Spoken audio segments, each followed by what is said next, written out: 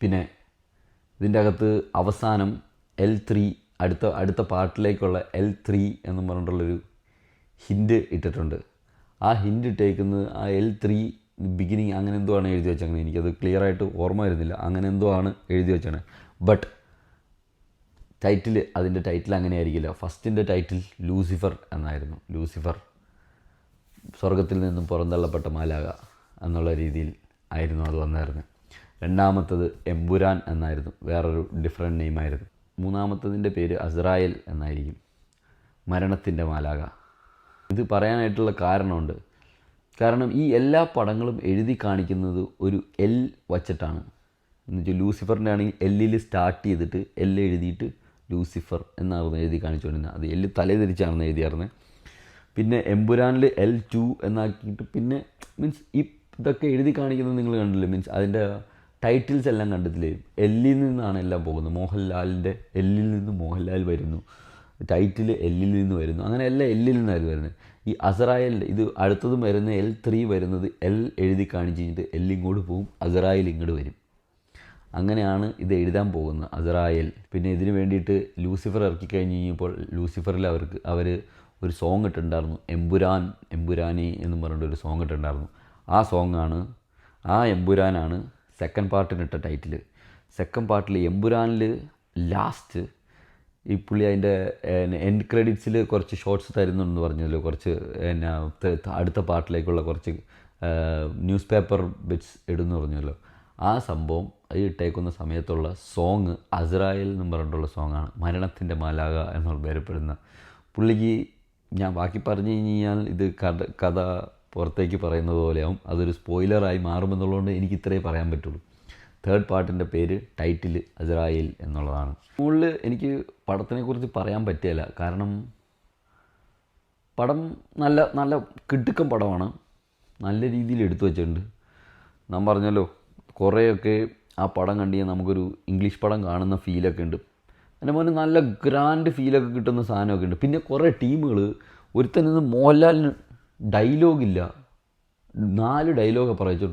ഇവനൊക്കെ ഏതായവൻ ഇവിടെ അത്രയും വലിയ പെരിയ മാസ് തലൈവർ പുള്ളിക്കാരൻ വന്ന് നിന്ന് ഏതോ ഒരു പിട്ടയുടെ അടുത്തൊക്കെ അവനെയൊക്കെ കൊല്ലാൻ പോണതിൻ്റെ ഇടയ്ക്ക് അവൻ്റെ ഇടയ്ക്ക് ഡയലോഗും പറഞ്ഞുകൊണ്ടിരിക്കണമെന്നൊക്കെയാണ് ഇവൻ പറയണേ.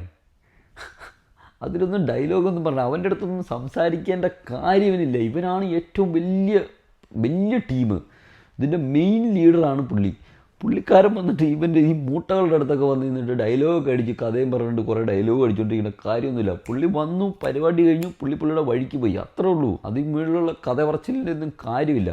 കഥ പറയേണ്ട ആൾക്കാരുടെ അടുത്ത് പുള്ളി കഥ പറയും, അത്രയ്ക്ക് ഉള്ള ആൾക്കാരുടെ അടുത്ത് മാത്രം സംസാരിക്കും. അല്ലെങ്കിൽ വലിയ ടീമുകൾ മൊത്തം നീ എന്നെ പറഞ്ഞ ഇതേപോലത്തെ വലിയ ലീഡിങ് പൊസിഷനിലിരിക്കുന്ന ടീമുകൾ മൊത്തം ചുമ്മാ അവിടെ എവിടെയും കണ്ടവൻ്റെ അടുത്തൊക്കെ ചുമ്മാ കഥ പറയുമെന്ന് വിചാരിച്ചിരിക്കുന്നത്. അങ്ങനെയൊന്നും ആരും പറയാൻ പോകുന്നില്ല. വരുന്നു, കാര്യം അവൻ്റെ കാര്യം എന്താണോ അത് കഴിഞ്ഞു, അവൻ്റെ വഴിക്ക് പോകണം. അവനക്ക് ഈ സൈസ് ഡയലോഗൊന്നും പറഞ്ഞുകൊണ്ടിരിക്കാൻ സമയമില്ല. അപ്പോൾ ആ പറഞ്ഞതിലൊന്നും ഒരു കാര്യമില്ല. 4 ഡയലോഗുള്ളൂ, 4 ഡയലോഗൊന്നുമല്ല, ഇഷ്ടം പോലെ ഡയലോഗുകളുണ്ട്. മോഹൻലാലിനെ അല്ലെങ്കിൽ കുറച്ചേ കാണിക്കുന്നുള്ളൂ പടത്തിൽ. കാരണം അങ്ങനത്തെ ഒരു ക്യാരക്ടറിനെ ത്രൂ ഔട്ട് കാണിക്കേണ്ട കാര്യമില്ല. പുള്ളിയാണ് ആ പടം മുന്നോട്ട് കൊണ്ടുപോകുന്നത്, പുള്ളിയുടെ പേരിലാണ് ആ പടം മുമ്പോട്ട് പോകുന്നത്. അപ്പോൾ പുള്ളീനെ അങ്ങനെ സ്റ്റീഫനെ എപ്പോഴും പിക്ചറിൽ കാണണം എന്നൊന്നും വാശി പിടിക്കാൻ പറ്റില്ല. പുള്ളിനെ കാണിക്കേണ്ട കാര്യമില്ല. ബാക്കി ഇഷ്ടം പോലെ കഥകൾ പറയാനുണ്ട്, അത് പറയുന്നു. അതിൻ്റെ ഇടയ്ക്ക് പുള്ളി വരുന്നു, ഇനി ആവശ്യമുള്ളിടത്ത് പുള്ളി സംസാരിക്കും. ഇല്ലേ, സംസാരിക്കേണ്ട കാര്യം കഴിഞ്ഞ് പുള്ളിയുടെ വഴിക്ക് പോകും, അത്രേ ഉള്ളൂ. പിന്നെ ഞാൻ വേറെ ഉമ്മാരുടെയൊക്കെ റിവ്യൂവിലൊക്കെ കണ്ട് ഉമ്മാരെന്ത് ചൈനീസ് നൂഡിൽസുകാരെന്നൊക്കെ പറഞ്ഞിട്ട് കളിയാക്കുന്നു. അങ്ങനെയൊന്നും അല്ല, ഇവന്മാരെന്ത് ചെയ്യണ്ടേ.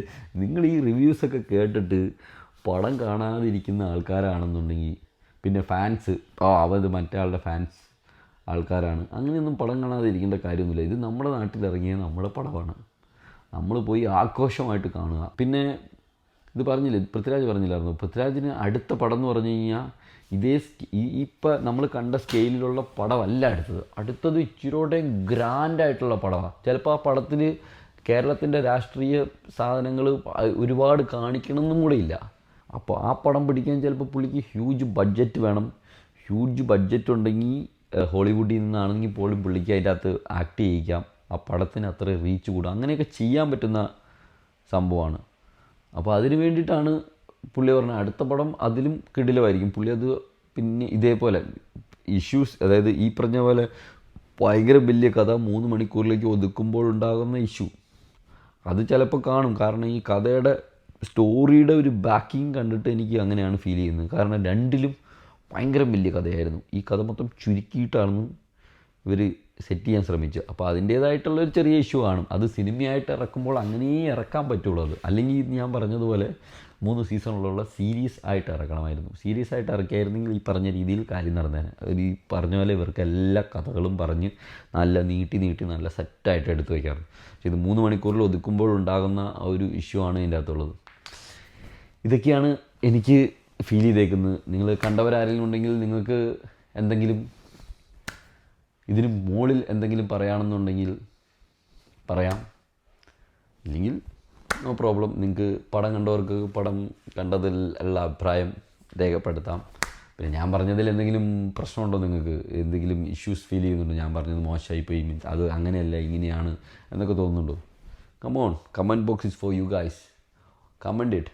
ഞാൻ I try to improve what I can do. I do that. അപ്പോൾ സീ യു.